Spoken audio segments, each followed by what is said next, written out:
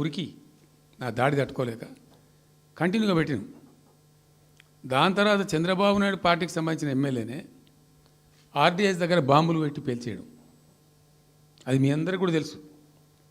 బాంబులు పెట్టి పేల్చడం 2 సార్లు 3 సార్లు పేల్చారు. నేను ఫస్ట్ ఉద్యమంలో తెలంగాణ ఉద్యమం స్టార్ట్ అయిన తర్వాత నేను ఎంచుకున్న ఎజెండా, నా ఎజెండాలో మొదటి పాదయాత్ర నేను చేసినటువంటిది జోగులాంబ టు గద్వాల పాదయాత్ర చేసిన. ఈ అన్యాయం సంగతి ఏంది అని దాన్ని ప్రజలలో ఎండగట్టాలని చెప్పి, గవర్నమెంట్ కూడా ఒత్తిడి తేవాలని చెప్పి, ఎందుకు తెలంగాణ ఉద్యమం చేస్తున్నామనేది లోకానికి తెలియాలని చెప్పి నేను జోగులాంబ టు గద్వాల పాదయాత్ర చేసిన. దాన్ని మొత్తం అసలు కంప్లీట్ 80,000 ఎకరాలకు బారాల్సినటువంటి ఆ ఆర్డీఎస్ కెనాలు 15,000 ఎకరాలు, 10,000 ఎకరాలు, 20,000 ఎకరాలకు వచ్చింది, తగ్గిపోయింది. అడిగే నాతుడు లేడు. నేను అంతకు ముందే, పాదయాత్ర కన్నా ముందే స్వయంగా మేమందరం జిల్లా మహబూబ్నగర్ జిల్లా నాయకులు నేను కలిసి ఆర్డీఎస్ హెడ్ వర్క్స్ ఎక్కడ ఉంటాయంటే కర్ణాటకలో ఉంటాయి, రాయచూరు దగ్గర. అక్కడ దాకా పోయి మొత్తం ఆశాంతం ఆ కాలువ పొడవుతో తిరిగి అర్థం చేసుకొని ఆ తర్వాతనే నేను గద్వాల టు మన ఆలంపూర్ టు గద్వాల పాదయాత్ర పెట్టినాం. తిరిగి దాన్ని ఎక్స్పోజ్ చేసినాం. అప్పుడు అక్కడ గొడవ చేస్తే మళ్ళీ అప్పుడు జూరాల లింక్ కెనాల్ని మొదలుపెట్టింది చంద్రబాబు నాయుడు. జూరాల టు ఆర్డీఎస్కు లింక్ కెనాల్ అని మళ్ళీ డ్రామా కట్టి, అంటే ప్రతిసారి ఏమార్చడము తెలంగాణ ప్రజలను ఒక రకమైన దగా చేయటం తప్ప రాలే, ఒక డ్రాప్ వాటర్ రాలే, ఎప్పుడు రాలే.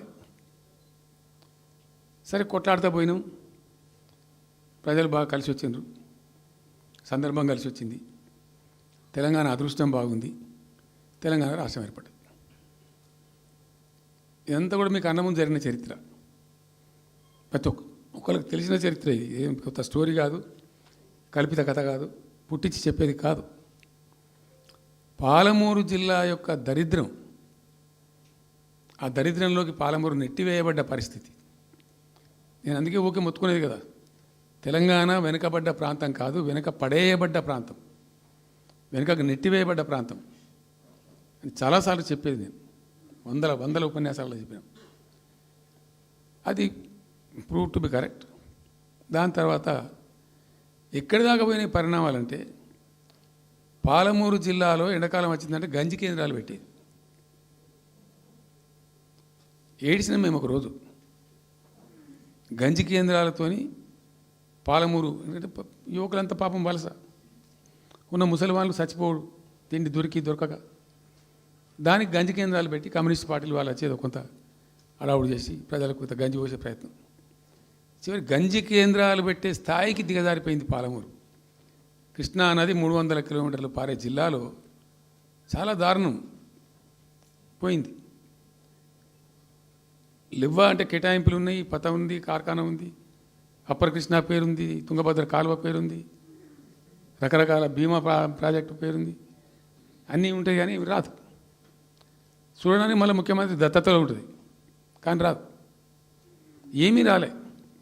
ఇంకా అందంగా ఈ ప్రాజెక్టులను, నేను కూడా అప్పుడు తెలుగుదేశం పార్టీలో పనిచేసిన కదా, ఈ ప్రాజెక్టులకు పెండింగ్ ప్రాజెక్టులను పేరు పెట్టిన ఒక టైటిల్ గొప్పతనంలాగా పెండింగ్ ప్రాజెక్టుల జాబితాలో వాటిని తోసేసి పాలమూరునకు ఆ గతికి తెచ్చిండ్రు.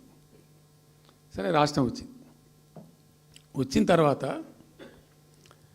జరిగింది ఏంది, టోటల్గా మేము సమీక్ష చేసుకున్నాం. గోదావరి ఏంది, గొంగడ ఏంది, కృష్ణ అయింది, మనకు రావాల్సిన వాటా అయింది, దగా జరిగింది ఎక్కడ, ఎట్లా సరిదిద్దాలా, ఎట్లా మన ప్రయాణం ముందుకు పోవాలా, ఏం జరగాలి అని ఆలోచన చేసినాం. చాలా తీవ్రమైనటువంటి మదన పడ్డం. టాప్ ప్రయారిటీలో ఈ జిల్లా ఆదుకోవాలి మనం. అత్యంత భయంకరమైన కరువు ఉంది ఇక్కడ, కొంచెం లైన్లో పెట్టుకోవాలి. ఇప్పుడు మన సొంత రాష్ట్రం కాబట్టి మనకు ఆ ఇబ్బందులు ఉన్నాయని చెప్పి మా ప్రస్థానం ప్రారంభించాం. మొట్టమొదలు యుద్ధ ప్రాతిపదికన ఏవైతే పెండింగ్ ప్రాజెక్టులను పెట్టినరో వాటిని రన్నింగ్ చేసినాం. వాటిని అన్నిటికీ నెట్టెంపాడు కావచ్చు, భీమా కావచ్చు, కల్వకుర్తి కావచ్చు, అన్నిటిని కూడా బ్రహ్మాండంగా లైన్లోకి తెచ్చినాం. తెచ్చి స్టార్ట్ చేసినాం.